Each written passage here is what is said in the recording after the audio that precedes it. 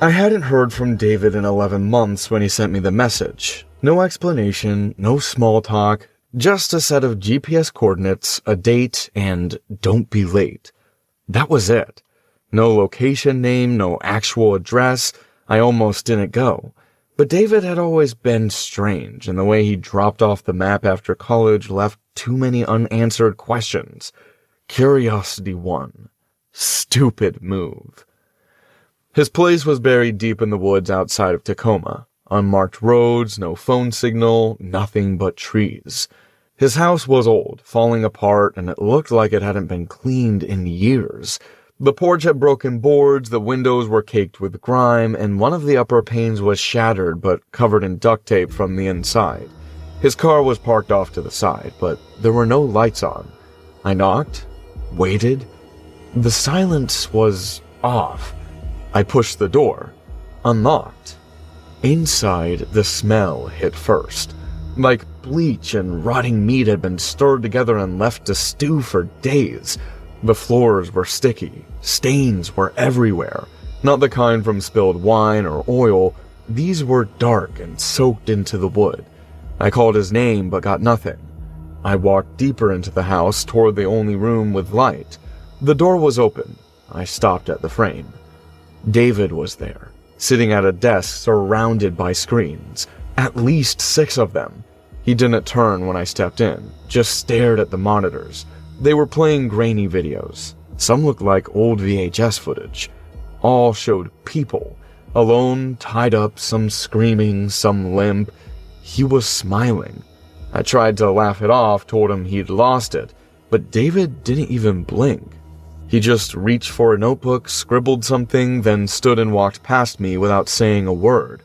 I hesitated, then followed. I didn't want to go deeper into that place, but I also didn't want to be alone with the videos. He led me up creaky stairs, turning corners like he knew I'd follow. His steps were too calm. Every door we passed had deadbolts and metal hinges. On the outside, I asked him what he was doing. No answer. He stopped at the last door at the end of the hall and opened it. No hesitation. Then walked away back down the stairs. The room was dark, but light from the hallway spilled in. I leaned in to look. I shouldn't have. She was on the bed, his wife. What was left of her. Her face was black blue, one eye socket empty, her hands were bent backward, fingers missing. She'd been dead for days. The mattress was soaked and the wall behind her was covered in scratch marks. I stumbled back, slammed the door, and threw up on the hallway carpet. I went down the stairs, yelling for him. Nothing. The house was silent again. I tried the front door. Locked. I hadn't locked it. I yanked every window in sight. Nailed shut. Thick nails, deep into the wood. Then I saw it. A small black camera in the corner of the room. Its red light on, pointed right at me. The lens moved, tracking. I backed into the kitchen. More cameras, hidden but not enough. Every room was under surveillance. Every door locked from the outside. Then I realized what this was. I hadn't been invited. I'd been delivered. I ran back to the room with the monitor. Some of the feeds were live now. One showed the hallway I had just run through. Another showed the bedroom upstairs with her corpse, static crawling across the image. The third showed the kitchen. Me, watching myself in real time. There was no sound, just a faint hum coming from the server stacked behind the desk. I started yanking cords. Nothing changed. The tension in my body was rising fast, my hands trembling as I tried to think. Every screen I unplugged, another one flickered on from somewhere else in the house. I smashed one with a stool.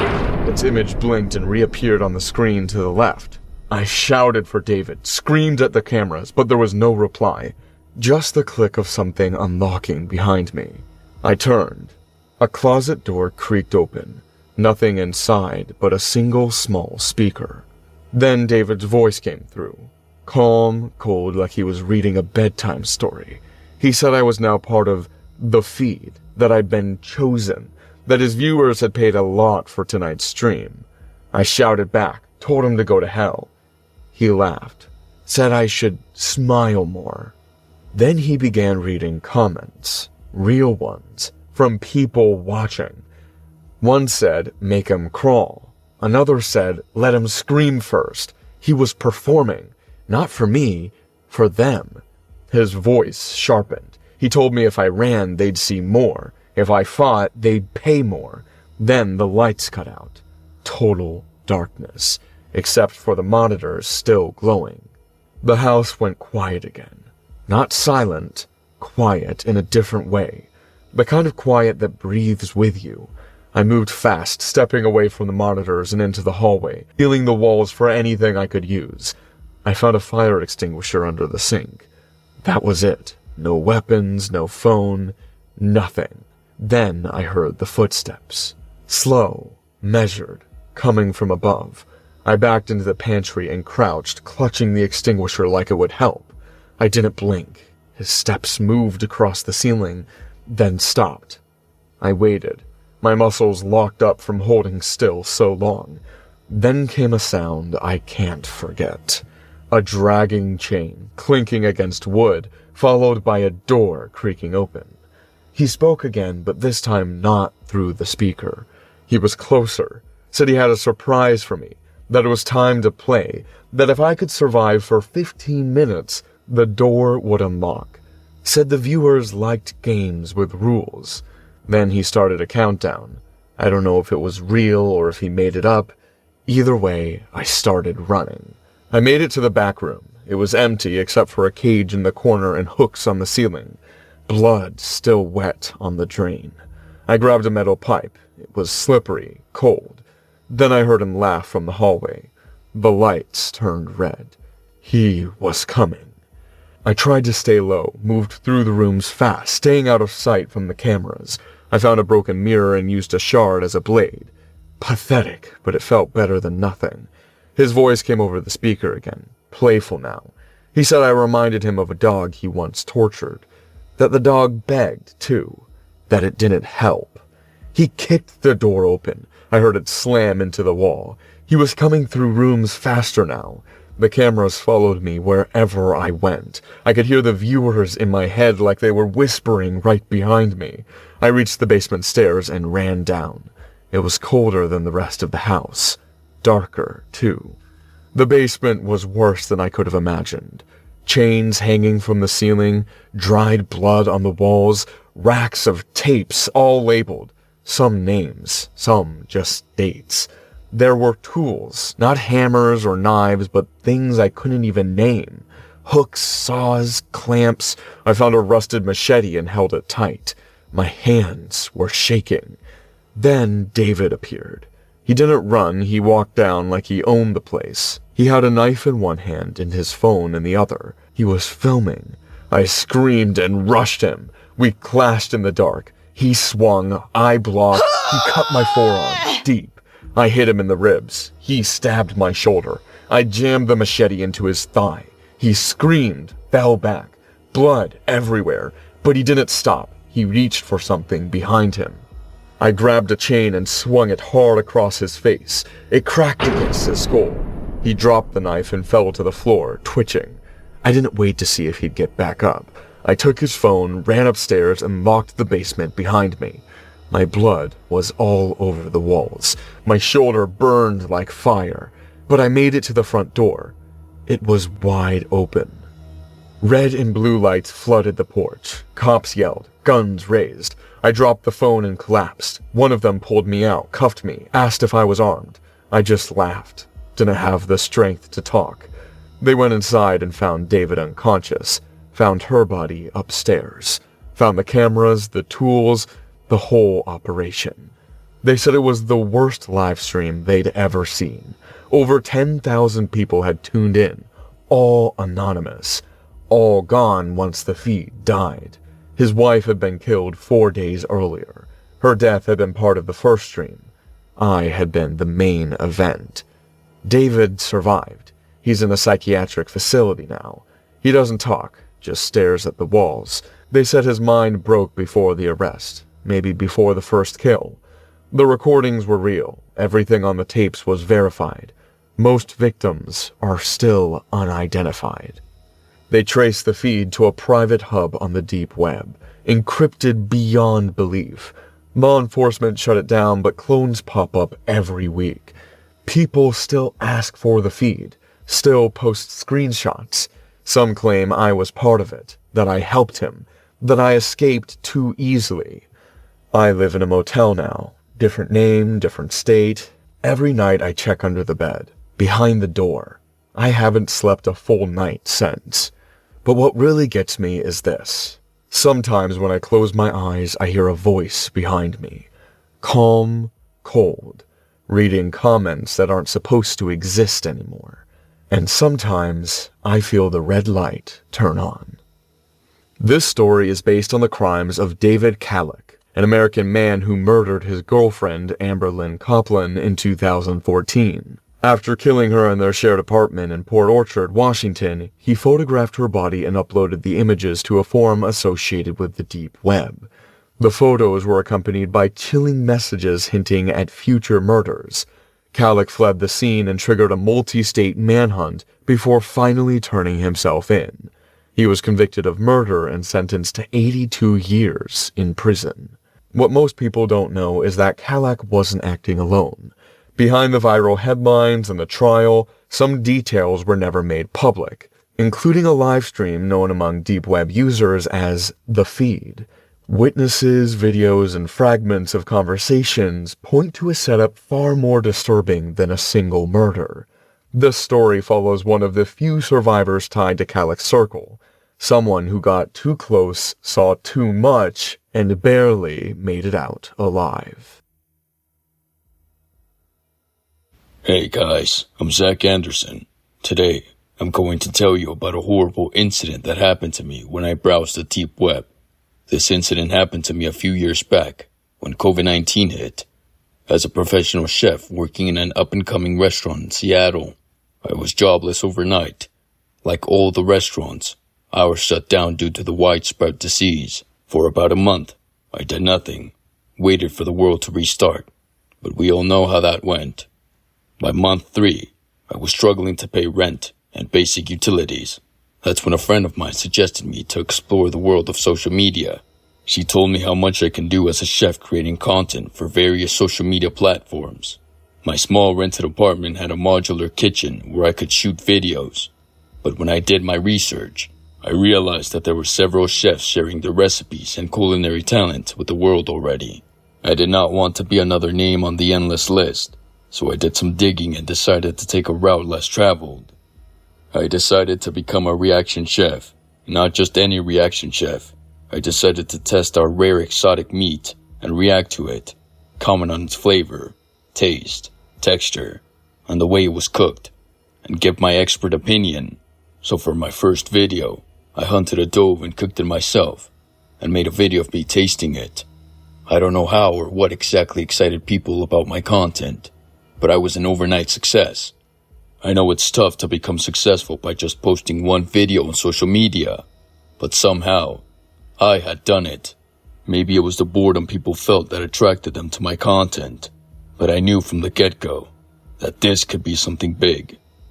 For the next couple of videos, I tried goat meat, a duck, an ostrich, and some rare fish from the Pacific. All of this was delivered to my footstep by the meat supplier that supplied the meat to our restaurant. But beyond this, he could not offer me anything else, so I decided to dig on the internet and see if anyone was selling exotic meat or not.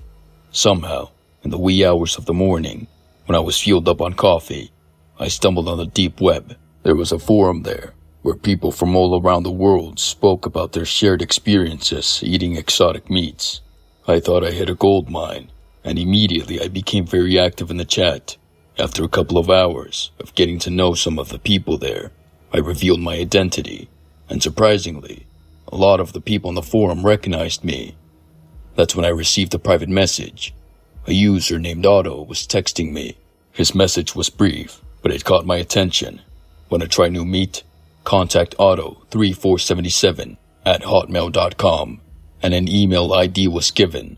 I tried out an email to Otto. He replied pretty fast.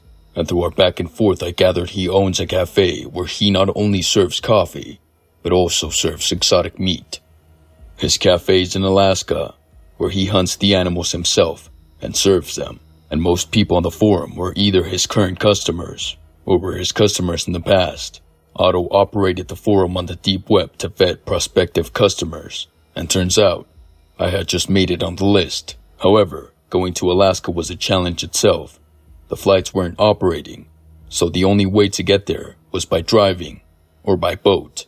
I decided to drive and film some content for my YouTube channel while I was on the road. Plus, it gave me the freedom to set my own schedule.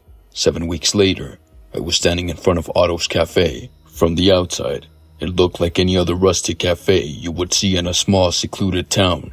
Autumn had just set in, so all the red and orange gave me the perfect backdrop to shoot my videos. Otto turned out to be a man in his late 60s who ran the cafe for ages. He seemed like a sweet old grandpa who would give you life advice over coffee. We sat in his cafe and chattered. He told me his hunting stories and how he ships the meat throughout the country. However, when I tried to shoot a video with him in his cafe, he flat out denied. He told me that I was welcome there to enjoy the exotic meats, but none of this should be put on social media. As my whole purpose was to review the food and film it, I suggested to compromise. I asked him if I could take the food to my hotel and review it there. I also promised that I would not mention where the food was from and how I got my hands on it. Otto agreed, and for the next week, I ate a wolf, a bear, and some other animals that I'm not so comfortable to mention here. My videos were hitting new highs, and the numbers were off the charts. I was a quick success. Day after day, I carried my packed food to the hotel I had been staying near Otto's cafe and shot my videos. Never once did I mention Otto or being in Alaska. 3 weeks later, when I was back home reviewing my videos and reading all the comments that were posted below, one comment caught my attention. One of my viewers mentioned he had spotted something unusual in the last video I had posted. He thought I had eaten human meat. Not an exotic animal, but an actual human, thinking it was some rare exotic meat I had procured. At first, I laughed it off, but something didn't sit right with me. So I tried contacting Otto, but I couldn't get in touch with him. As a last resort, I logged into the deep web forum, and what I saw blew my mind. The forum's name had changed to Otto's Cannibal Cafe, and there were videos of myself enjoying the food Otto had given me, which I had posted on social media. Everyone in the group was commenting how gullible I was and how I could not distinguish animal meat from human meat. For 7 days straight, Otto had fed me different parts of a human body, telling me it was some sort of animal he had hunted. I felt so sick that I emptied the contents of my stomach and sat there frozen in front of my computer. When I finally gained my composure, I realized that all the people in the forum were cannibals, and Otto did not supply them with exotic meat. Rather, he supplied them dead body parts. And once in a while, these people placed bets and invited someone like me into their forum to traumatize. I deleted all my videos and immediately called the authorities. Soon, these news were picked up by my true followers, and Otto's cafe was raided by the cops. Turns out he was not hunting animals in the Alaskan wilderness. Rather, he hunted hikers, homeless people, and sometimes even lone park rangers in there, and chopped up their bodies for sale. It has been years since this incident, but to date, I haven't touched a non-vegetarian item. Guilt and fear still grips me whenever I see meat items on the table.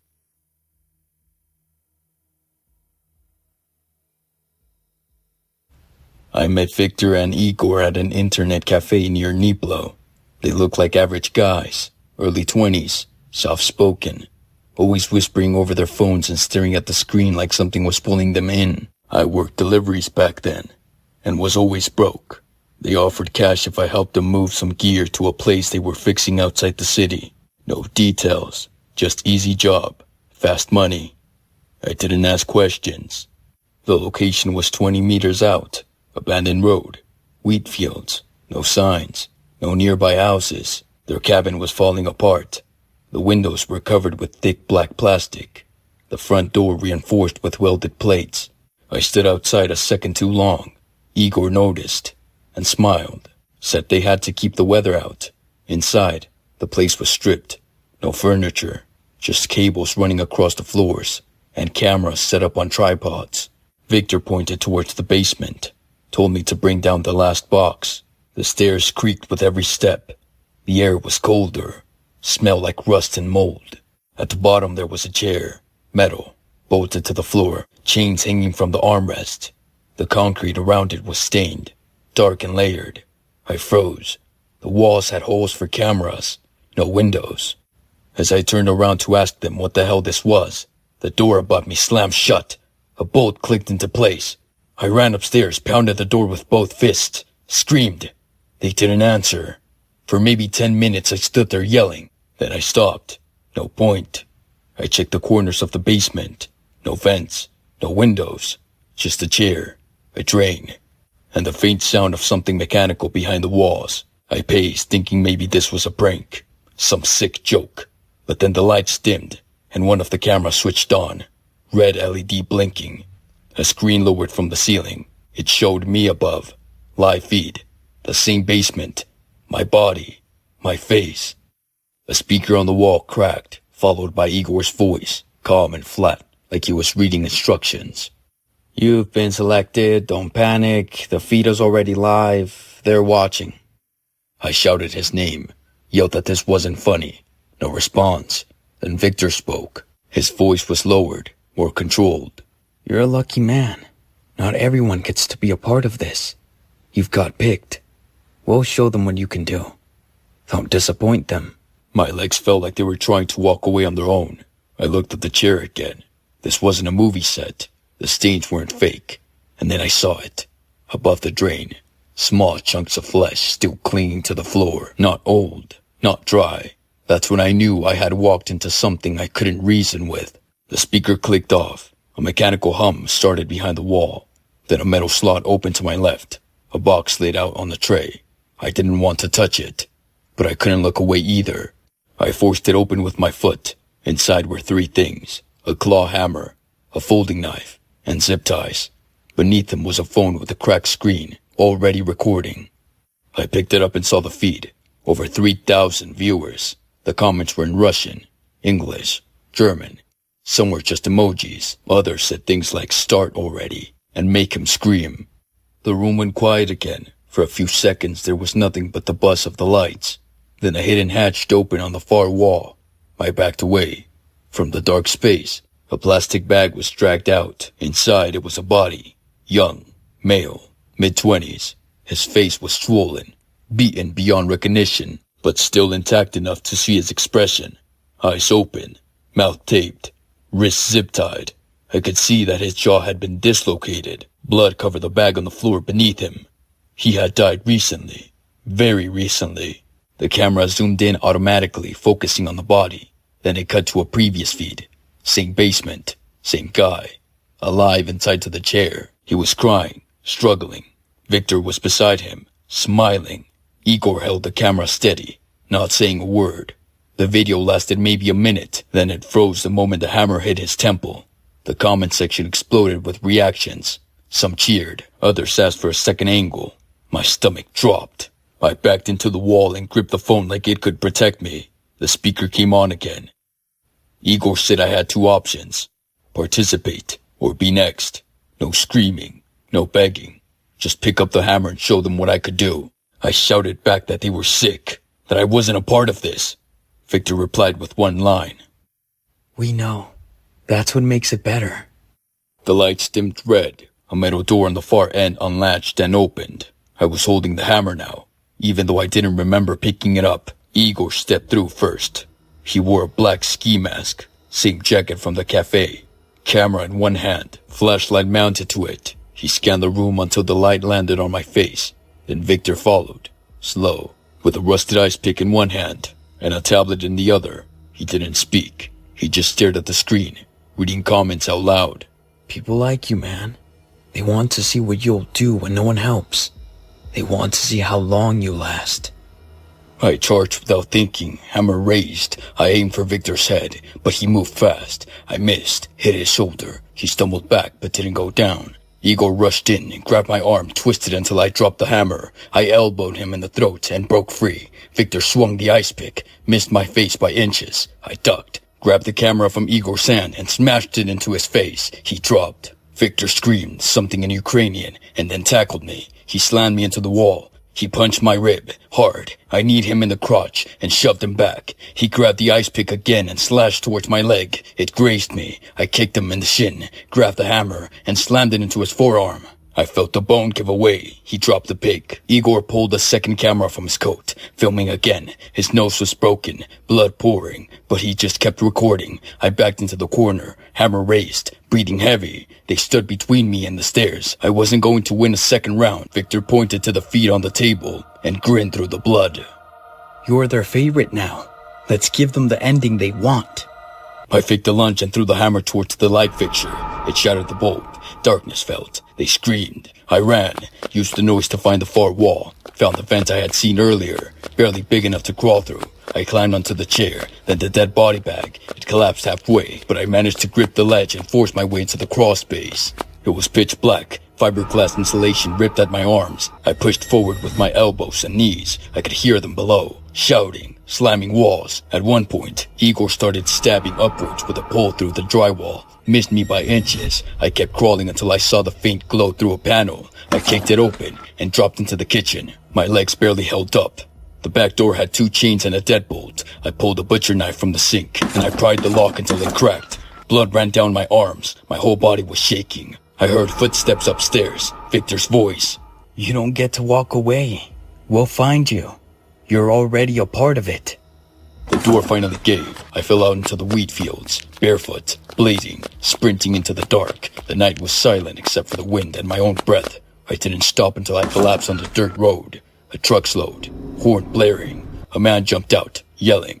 I couldn't talk, just pointed back to the cabin, towards hell. The police didn't believe a word until they found the basement. It was cleaned up, fast. Cameras gone, blood scrubbed. But the chair was still there.